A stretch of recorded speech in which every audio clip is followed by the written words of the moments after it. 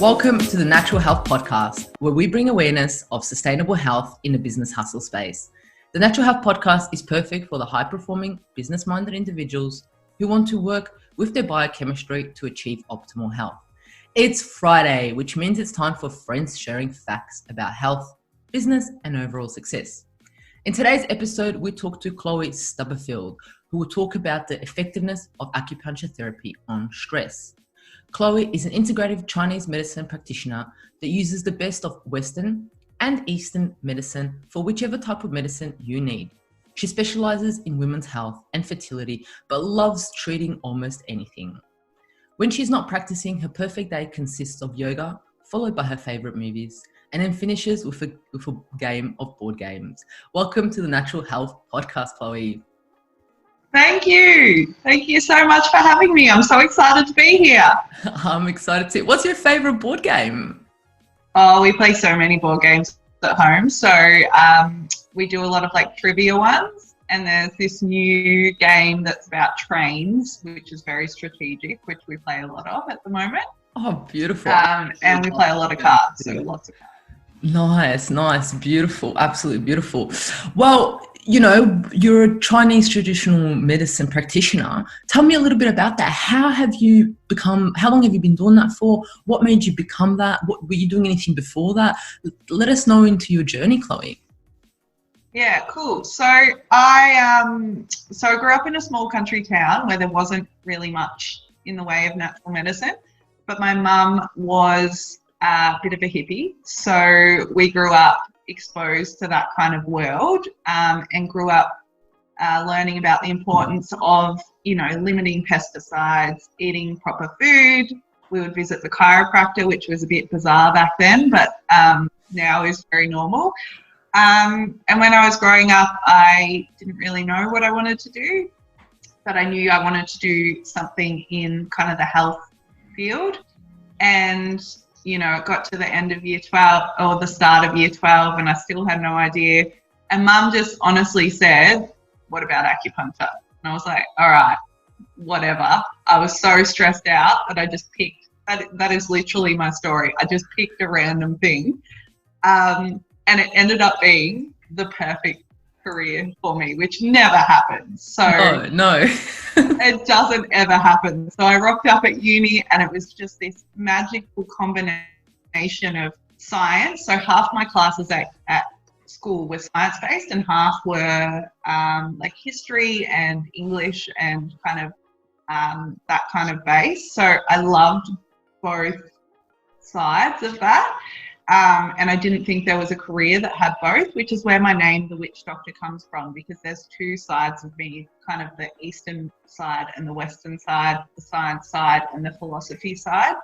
So I didn't think that it was possible to find a career that had that, and I just kind of fell into it. And as I went through year by year, because it's 5 years, I was like, this is everything. This is all the things that I like. All the science, because I did a science degree with the Chinese medicine degree. So it was half science, half philosophy, all this history, all this amazing bit of language, like all this stuff that I love just rolled into 5 years of amazingness.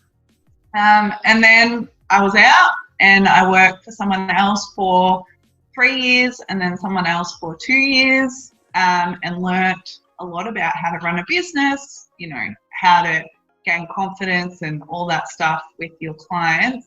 And then 18 months ago, I was like, all right, I think I'm ready. I'm ready to do this. And I went out on my own and I became the Witch Doctor. And here we are 18 months later and, global pandemic aside, having a great time. I love it. And usually, the parents when you're 18 are like, be a lawyer, do this business degree, be a dentist, be a doctor, do this. And usually the kids are like, oh, I don't want nothing to do. I want a gap year. So it's really interesting that, your mum led you to something extraordinary. Yeah, super bizarre. Because I always thought I was going to be a GP when I was younger. That was my kind of plan. Okay. As I got older, I realized that I probably didn't want to do that. And she was like, well, this is, you get to be a doctor, but you get to spend more time with your patients. You get to look at their whole health instead of just, you know, one symptom. And, you know, you get to have that work-life balance, which everyone talks about, but when you have your own business. That's absolutely brilliant. Have you been to China? Yes, I went to China the second half of fifth year for my internship, so 4 months in China. Beautiful. So they make you go to China to complete that. They do. Yeah, and a lot of people don't know, which I think I didn't know before I did Chinese medicine. They actually have Western hospitals, and then they have Chinese medicine hospitals in China. Wow. So you can go, we worked as an intern at a Chinese medicine hospital. So they're exactly the same, except everything is treated with Chinese medicine instead of Western medicine. So there's, you know, pediatrics, gynecology, dermatology, all those things, but they're treated with herbal medicine and acupuncture by the doctors that are TCM trained. So if something happens, you have a choice. You go, I'm going to go there, or I'm going to go there. Wow. Yeah. That is really cool. Yeah, it's really cool, which lots of people don't know. I think that's so interesting. So obviously if you get in a car accident and you break your leg, you probably go to the Western doctor. But like if you're sick or, you know, you're struggling with fertility or anything like that can be treated with both, you have a choice. Yeah, that's brilliant. Imagine if we can have something like that here, how different it would be. It'd be amazing. Yeah, definitely, 100%. That's beautiful. I've never been to China, but I heard it's absolutely amazing. And knowing that now, I'm like, I'm going to go now. You should go. All right, beautiful. So give us a little bit of an insight, because a lot of people are confused. Why are we talking about acupuncture? Why is a Chinese medicine practitioner talking about acupuncture? So let us know what is a traditional medicine practitioner, an integrative one? What do they do? What do you do? Yeah. Cool. So this is a really common question and everyone is so confused by it. So excellent Let's question. clear it up. So when we're talking about, I am a doctor of Chinese medicine or a Chinese medicine practitioner. I'm also an acupuncturist. So when we're talking about acupuncture versus Chinese medicine is like the umbrella. So it's the big one. It's the thing that has all the other modalities under it. So you've got Chinese medicine and you've got the two main parts of Chinese medicine, which are acupuncture and herbs. So you can be just an acupuncturist or just a herbalist, or you can be a Chinese medicine practitioner, which is both. So you've done all the herbal training and all the acupuncture training. So then there's all those little modalities underneath, things like Qigong, which we learn at school, diet therapy, cupping. Lots of people have had cupping, Sebastian, Quina, which is Chinese massage. So if you do Chinese medicine, you do all of those things. So you kind of have all these little tools on your tool belt. Yeah. But most people would say, because a lot of people don't know what a Chinese medicine practitioner is. So we just say we're a herbalist or an acupuncturist. Yeah. People kind of know what that is. So when you go see an acupuncturist, they don't have to know their herbs. Or if you see a herb, they don't have to know the acupuncture. Is that right? That's right, yeah. Okay. And you're both? I'm both, yeah. Brilliant. I'm everything. Yeah, so look, it looks like you've had success. Like you said, you spent a few years working with other practitioners, and now you've gone on to build up your own business, which is really interesting. So here on the podcast, we talk a lot about success and how it's defined in different ways to different people. So before we go any deeper into today's topic, which I'm really excited about, I wanted to know, what does success look like to Chloe? Yeah, I really liked that question. I liked all your questions. I really like that question because I think a lot of people are chasing the wrong type of success, which you would agree with, I'm sure. So for me, it's not ever been about money per se, which I think a lot of people are chasing. We're in a really good position where we have this amazing, rewarding career where we get to help people every day, which is just the level of fulfillment that you get from that. A lot of people don't understand, so they don't know that that's what you should be striving for.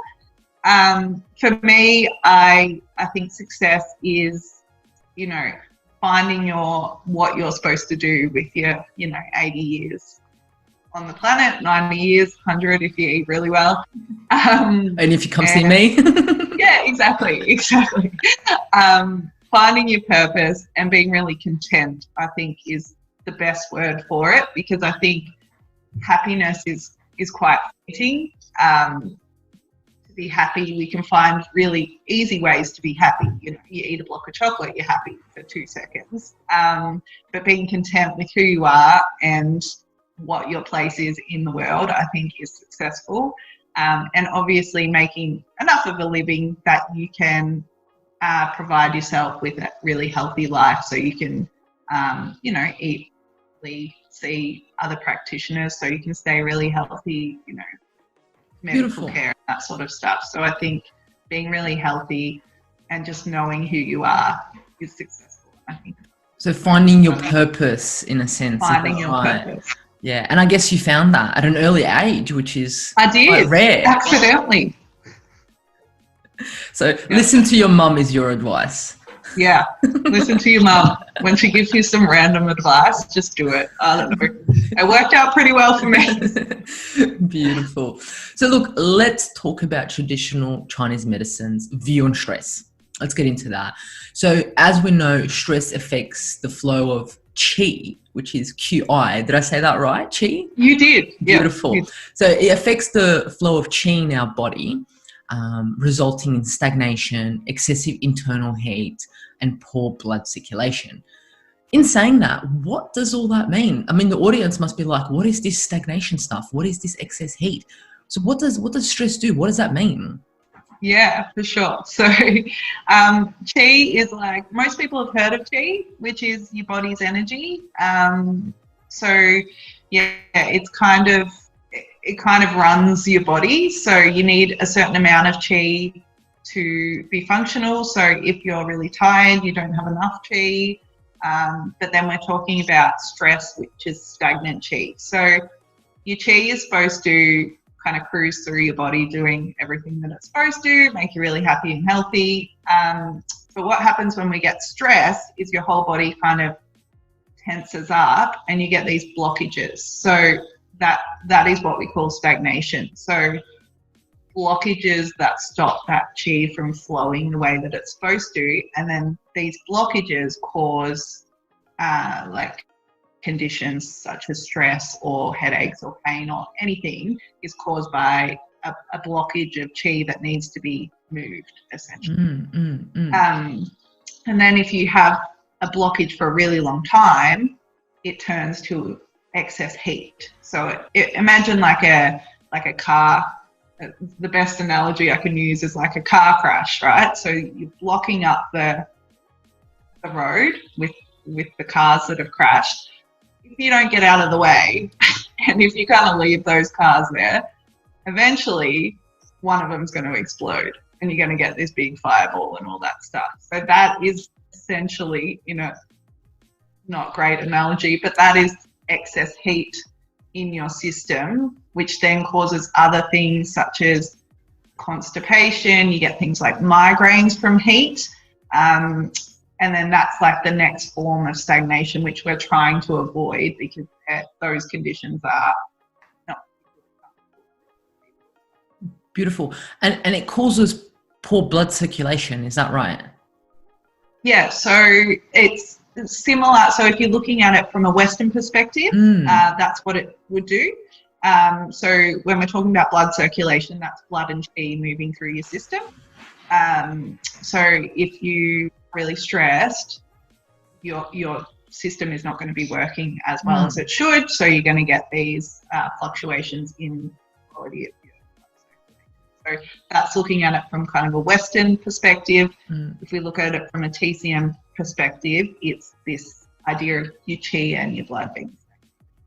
Beautiful, beautiful. So you've educated the audience in regards to what qi is. It's energy, and when we're stressed out, it gets stagnated. Does it happen in any other ways, or is it because why does this occur when we're stressed? Why doesn't it occur when we're just relaxed? Yeah, that's a good question. So when we talk about not going too deep into it because it's a tricky thing, but so in Chinese medicine, your liver controls your stress levels. So if your liver is not functioning correctly through excess alcohol, the wrong foods, not sleeping enough, your liver will then be unable to move the qi the way that it's supposed to. So basically it's lifestyle factors that cause this stagnation later on. So if you're doing everything that you're supposed to, you won't get stagnant qi because it will be free flowing. So the organs that are affected generally are the liver and the spleen. So if you're eating the wrong foods, if you're really stressed, if your gut's struggling because you've been eating the wrong foods, we know that there's that gut-brain connection, which is very similar in Chinese medicine. And then you will end up being stagnated, and which will cause stress, which will add to the stress. It's like this is circle. Yeah, it's an ongoing circle. What's so interesting about the liver and the spleen, and I bet you a lot of the audience hasn't heard about the spleen because it's not a very spoken about organ. But in Chinese medicine, it's spoken about a lot, isn't it?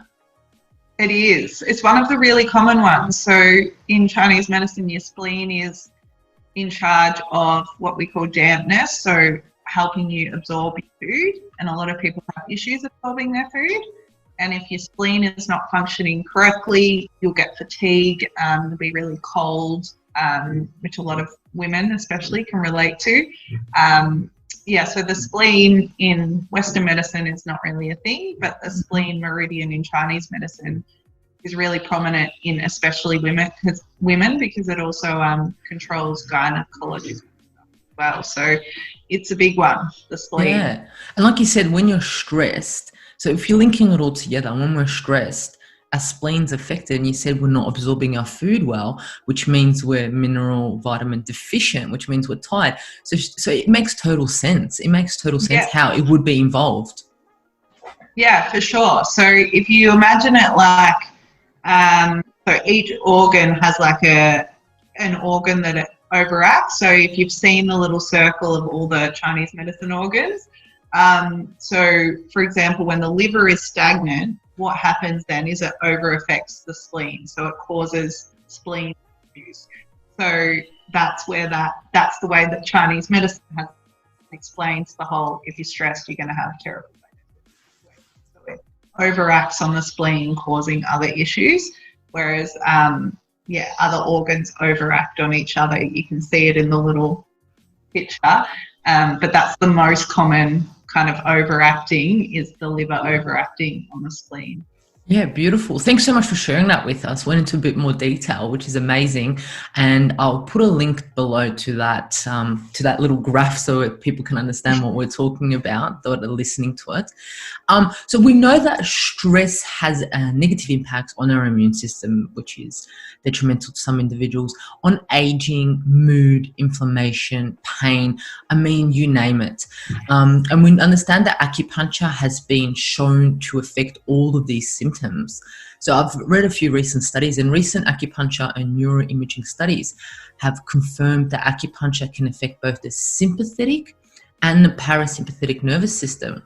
So knowing that now, how can you give us a brief explanation on how acupuncture can reduce stress and can assist with all those things that you mentioned occur in the body? How can it do the opposite? Sure. So the science is really interesting because there's so much research going into it at the moment, and they don't have one single hypothesis on how acupuncture works. There's like 10 of them. But the main one, which is related to stress, is that it triggers your neurohormonal pathways to release endorphins, which make you feel relaxed and happy. So if your body is, as you would know, if your body is kind of running on adrenaline, if you're really kind of hyperactive, your body can't function the way that it needs to. So by bringing that down, by calming your whole system down, your body then does what it's supposed to do and regulates itself. So I think you would find as well that, if calming people down solves about 90% of health conditions, because that stress, that high cortisol in Western medicine we would look at, but in Chinese medicine, it's the kind of hyperactive yang, maybe we would call it, which is too much heat in the system. By calming that down, we're allowing the body to do what it's supposed to do, and it's cool, I think. Yeah, that's brilliant. So, in a sense, just to explain to people, if no one's ever got acupuncture done, what is it? I just skipped that because in my head I'm like, everyone knows what acupuncture is. Just if you could just briefly describe what acupuncture is. Yeah, sure. So basically there's acupuncture is tiny needles that we put in specific, we call them acupuncture points. And these points in Chinese medicine are moving that stagnation that we talked about previously. So they're trying to move the qi. And basically you put 10 to 100 needles in. It's not painful at all. And we're trying to move this kind of blockage that is causing the disease. So they're specifically placed. So each point has a function, a really specific function, or 4 or 5 functions. And yeah, so we're looking at kind of the body as a whole, trying to unblock it, I think is the simplest way to explain that. Yeah, beautiful. And so that's how it assists putting the individual in a parasympathetic mode and unblocking it, because that's what stress causes. Is that right? Yeah. So basically it helps, calm everyone down so that their body can respond appropriately to what its physiological functions are, which are, all the things, be happy and digest food and all that stuff. So this kind of hyperactive system that we have going on, that most people have, it is not conducive to a healthy system. So by calming people down, by popping all those little needles in, it sounds bizarre, but it works. It sounds so weird. It's a weird one, but it calms people down and calms their system down so that they can heal. So that's absolutely amazing. So the treatment goes for about what, half an hour, 40 minutes or so, is that right?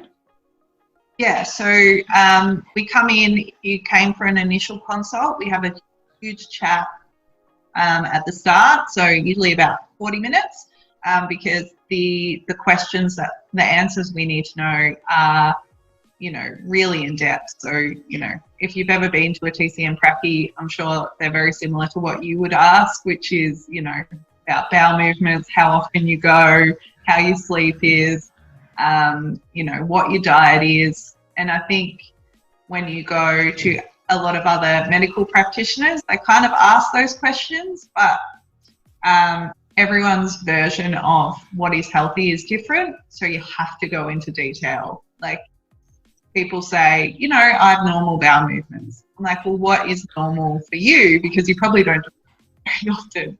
So, and, what is a normal sleeping pattern? What is, a healthy diet? Everyone's version of a healthy diet varies dramatically. So it's very in-depth to get those answers, because unfortunately with Chinese medicine, we don't have the diagnostic tools of Western medicine. We can't see it inside them, what's going on. So we're relying a lot on what they're saying, what we're seeing with their tongue and their pulse as well, but also what we're kind of looking at when we look at them. So you have a chat, and then I pop the needles in based on what you're telling me and what I'm seeing. And then I leave you there to, we call it marinate for 25 minutes. Let the needles do their thing. Yeah. And then we come take them out, and you should feel nice and zen and very relaxed afterwards. Yeah. So I guess most of the stuff is happening when the needles are in you, right? So is there an after effect? For example, so someone comes to you and they're really stressed out, and okay, they feel amazing for those 20 minutes while the needles are in. But what is the after effect? Like, how does that help that individual who's dramatically stressed? Yeah, so basically the way that I explain it to new patients is the main thing that you will notice is you'll be tired. You'll be so tired because we talk a lot about false qi in Chinese medicine, which is basically adrenaline. So these people that are like, oh, I'm not tired, I'm fine, are running around on adrenaline, which is not real energy, it's fake, false qi. So most people have false qi, and what we're doing is actually showing them how tired they really are by bringing them down to their real level. The main thing that people feel is really tired, and then they'll have a really good sleep because they'll be exhausted.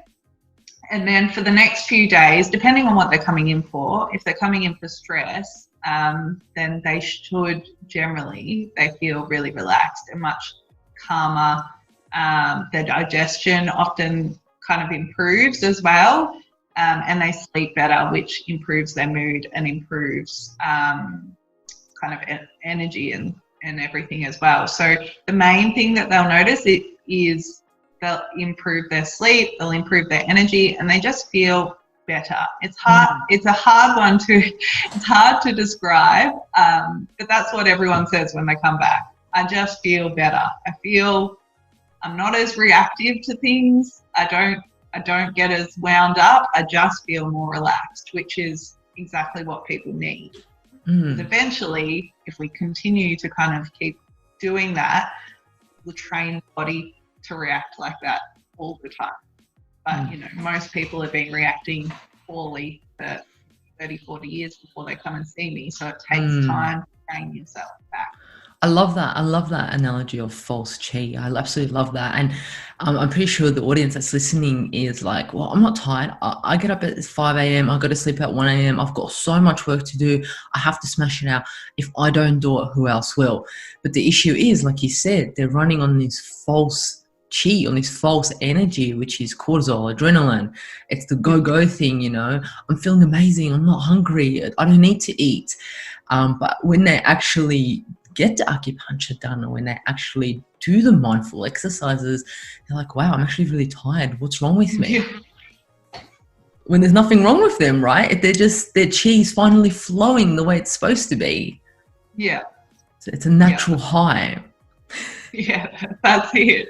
Yeah. That's it. And then after a while, they don't ever want to go back to, hopefully, I've trained a few of them out of it, of that kind of lifestyle that isn't really, well, it's not healthy, but it's also not purposeful. There's no point in doing that. And the false qi, it causes disease, essentially. Isn't that right? With all the stagnation and all those things that you mentioned earlier. Yeah, that's right. Yeah, absolutely. So now the audience is like, oh, wow, all of this stuff. So for an individual that's listening right now, do they have to, it'll be amazing if they can come see an acupuncturist, a traditional Chinese medicine practitioner. But what if they, they live in the bush, or they, in their eyes at the moment, they see that they have no time? What are some practical tips for someone who's really stressed out to incorporate traditional Chinese medicine in their everyday life to assist them with stress? What's something that they can do right now before they come and see you?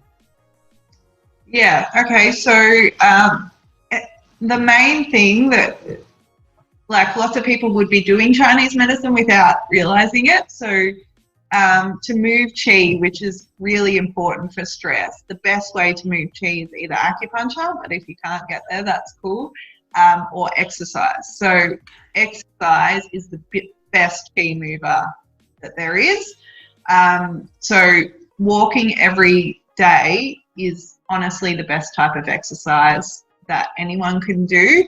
For a lot of people, again, they do the high intensity kind of stuff, which Chinese medicine is very against, because again, that's perpetuating the false qi, kind of giving you more false qi while you're actually exhausted underneath. So by doing things like walking and Yin Yoga, that will help balance and build qi as well. So Yin Yoga actually gives you qi, whereas all that high intensity stuff just takes it away. So exercise is the best thing to do. like in between appointments.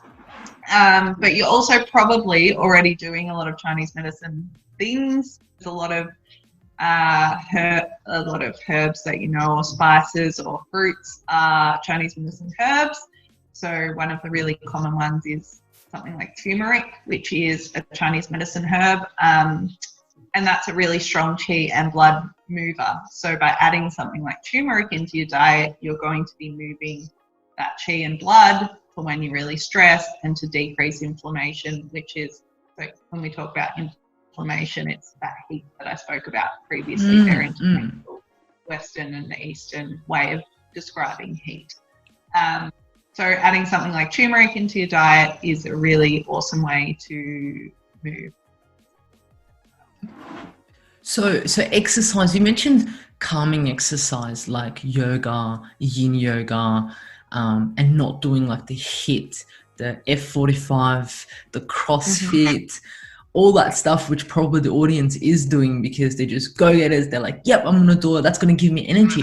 But you're saying that's feeding the false energy. It is. So this is I have this conversation. All my clients that are going to listen to this will be like, I tell them all the time, they don't. You can do 2 a week and that's it, because I've talked them down from 5. So the reason that this is a thing is you get that really awesome feeling when you do high intensity exercise. But that's adrenaline. It is endorphins a little bit, but it's mainly adrenaline or false qi. Most people are inherently exhausted underneath, so you actually don't have much to give, and you're giving it to this high intensity exercise. And it's addictive. It's extremely addictive to do that stuff. And I went through stages where I did that constantly. And then I burnt out, which is what happens and why they come in to see me. They can't do it anymore because they don't have any qi left. So kind of talking them down to, you know, maybe do that once a week, go for a walk, you know, do some yoga, and they feel, you know, after the initial pushback, much better.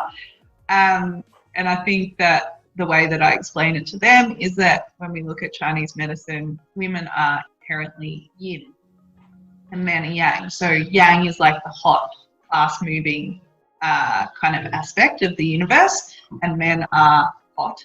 So they can do high-intensity stuff because their biology says that that's okay. They can do weights and stuff because that's what inherently they're supposed to be doing. Whereas generally women are supposed to be the calm, slow-moving yin aspect of the universe, and they feel better. Generally, their hormones are in balance when they are doing the low-intensity stuff, because inherently, biologically, that's what we're supposed to be doing. But we're being programmed into kind of moving into this yang aspect of the universe over the last 50 years because we're trying to, you know, have a career, plus raise children, do everything, which is the yang kind of go, go, go, which is not actually how we're programmed to be.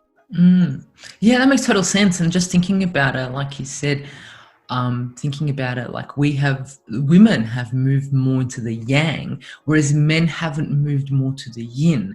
It's been more, everyone's been pushed towards the yang, whereas, you know, results driven, doing things, building things, productive, making things happen. And I guess that's why we are where we are now. That's why we have the internet. That's why we have all those things. But like you said, a lot of, and you specialize in fertility and you love that. So it's interesting that with women, we are supposed to be more yang, and there's so many fertility issues out there at the moment with women. And it's kind of like, maybe that's not the key aspect, but there is a little bit to it where, you know, we are career driven. We want that business. We want that, you know, success up the corporate ladder and things like that. And then that's our yang. And then we're also training at 45 and there's more yang. And then we come home and we're cleaning and there's more yang. So it makes perfect sense. Yeah, for sure. And I think, you know, there's this whole, you know, we can have it all, but you have to really concentrate on those health aspects. And I'm not saying that women shouldn't be running a business. I'm running a business and, yay, let's do it. But you can't do it and do F45 6 days a week, because you will, at 35, 40, you're not going to last very long. You're going to crash and burn. And I've seen it many times, and that I know that people are listening going, oh, no. You will crash and burn eventually, because your system won't be able to handle it. And so run the business, do the family, do whatever you want, but do yoga as well. Yeah.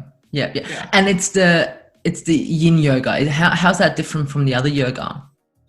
Yeah, so Yin Yoga is nourishing. It's very slow, and the people that are prone, again, I struggled a lot doing it because it's so slow, and I am very yang. I do a lot of things. I don't like to sit still, but I've had to train myself into it. So it's very nourishing. You hold the poses for a really long time, and you're nourishing your yin by being very slow moving and stretching. Whereas something like vinyasa, which is also great, is what I would consider like a yang yoga. So it kind of is, it's faster, it's strength, which is also good, but maximum for women, I would say. Yeah. That's so interesting. Thanks for sharing that with us. Going a bit about yin and yang. I love it. I was going to ask you about your thoughts on the yin and yang, and you went into that, which is absolutely amazing. So, I mean, someone who's listening now and is totally stressed out, for them to hear, they're probably going F45 5 to 6 times CrossFit, they're lifting, they're doing things, they're running. For them to hear you say something along the lines of max 2 times a week. I mean, individuality, everyone's different, but overall, they're probably like, okay, no, I'm just going to stop this podcast right now and I'm not going to listen to it because I'm different, like you said. But it's interesting to take that in and actually think about what that means to you. Think about how you can incorporate that in your life. And mix it up. Like, you can do a bit of that exercise and a bit of this exercise. But if you are stressed, and we're talking about stressed here, you already have that false energy in you. It's in you, and you don't want to keep pushing that up. So you said that amazingly. Absolutely love it. So what is a way that, if you're feeling stressed, Chloe, like, you're running a business, you've got a lot of things on, very yang, like you would say. And, I'm pretty sure you become stressed like we all do. What is your secret to managing stress? Yeah, so that's a good question. I wouldn't say there is a secret, and I wouldn't. Most people, when they know me, know that I'm pretty chilled. I get my things done, and then I try really hard to switch off, which is almost impossible, but I try. So I would say for me, the number one thing that I need to do, I've figured out now exactly what I need to do to be a really good practitioner, to be a good friend, to be a good daughter, to do all the things, is so I get up in the morning and I go for an hour walk every morning. That's my non-negotiable. Like, I have to do that every day, because often it's the only time I get to myself. And I'm naturally quite introverted, which surprises a lot of people, but I am an introvert. So again, when we're talking about introvert versus extrovert, introverts, they don't not like people. I really like people, but I find it exhausting to be around people. And when we're talking about Chinese medicine, we're talking about giving our qi away, and you've got to keep some for yourself. So for me, having a walk in the morning, eating extremely healthy is the only way that really helps manage my stress levels. And I do yoga a couple of times a week as well, which really obviously helps. I do 1 to 2 vinyasa and then 1 to 2 yin. And that kind of keeps everything at bay. And obviously I take Chinese herbs when I need to. So it's quite an extensive routine, but I'm doing a lot of things, so I can't get sick. So, and I can't be performing at 80%. I need to be, my health is my number one priority. So I do put a lot of effort. Yeah, that's beautiful. So your health is number one priority. So you put all those things in place to ensure that you are able to be you and achieve success, which is what we spoke about at the start, to help those individuals to live your purpose. I love that. So to finish off, I ask all my guests this question. So as it is the Natural Health Podcast, what is your best kept natural health hack? Do you have a natural health hack that you want to share with the audience? It's a good question. I would say it's so boring, and I tried to think of something really interesting, but I couldn't. My number one health hack is to drink water. That is my biggest thing. If anyone knows me, they know that they know that I'm always carrying around a water bottle and I pee a lot. But I know that is extremely important for all the all the biological processes in my body. I just feel much better. And I would say it's not really natural health, but I think people tend to take themselves too seriously as well. And I think people just need to lighten up a little bit, laugh a little bit more. I think laughter is one of the best things that you can do for your mental and physical health. Yeah, and it helps. Laughter helps, like you said, so much. There's been so much research done how laughter heals individuals.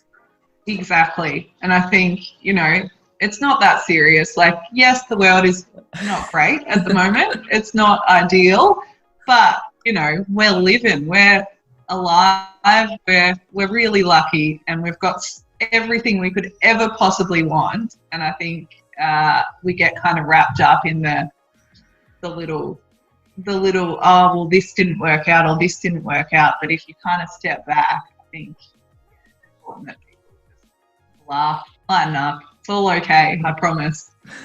I love that. So drink your water and laugh. There you have it. Little health hacks from Chloe. Absolutely love it. Well, we've come to the end of this absolutely magical podcast. I've loved you sharing all this information, letting us into your world of traditional Chinese medicine and acupuncture and how it can help people with stress. I love it. Went a little bit into your story. We spoke about stress. I absolutely love it. We went into a lot of detail that people can take from this podcast and implement into their life right now.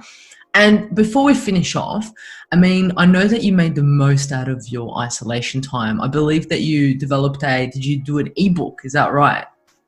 I did. So I wrote my first ebook, which is so exciting. And it's going to be in a series of ebooks because I love reading and writing. And so this little ebook is, again, touching on the whole laughter cures type thing. So it's a lot of fun. It's about the 5-element theory, which we kind of touched on a little bit. So it's my guide, the Witch Doctor's Guide to the 5-element theory, which is extremely lighthearted, but also a lot of Chinese medicine information in there.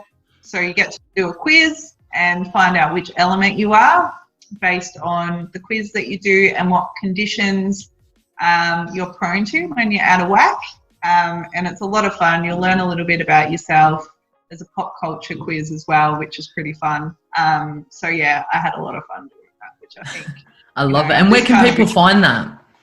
Yeah, so that's on my Instagram. So if you go to The Witch Doctor on Instagram, it's on my you can buy it on my Instagram. Beautiful.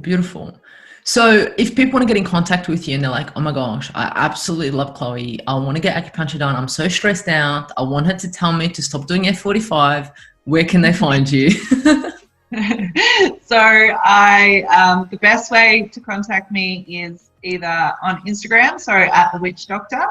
And I have a clinic in South Yarra, and I go to a country practice in Kahuna once a fortnight. And so my website is www.thewitchdoctor.com.au, and that has all my info on there. If you want to learn more about the science behind Chinese medicine or what else I do, there's a bunch of information on there. And you can book an appointment online on the website. Beautiful. Well, thank you so much for joining us and sharing your knowledge and your information with us all. Really, really appreciate it. Thank you so much. That was so fun. It was really awesome. Thank you for having me. Thank you for joining us at the Natural Health Podcast. And remember, the missing link between failure and success is your health.